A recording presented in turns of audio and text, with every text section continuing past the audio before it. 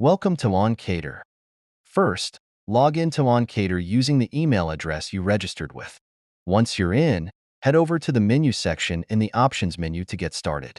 Start with the dish name. Make sure it's clear and recognizable. Continue with the dish price, and if you offer different price options, don't check the base price box. Next, add a description. Highlight the essentials. Is it spicy? Vegan? Gluten-free? This helps customers choose what fits their event needs.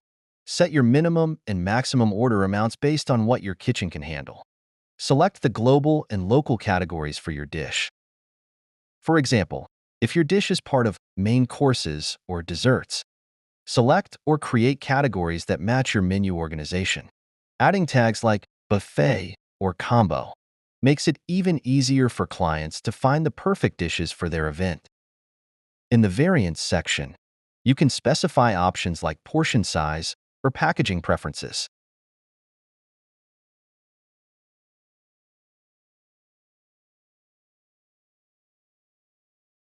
Next, go to Additions and Extras for any customizations, things like extra sauce, toppings, or sides.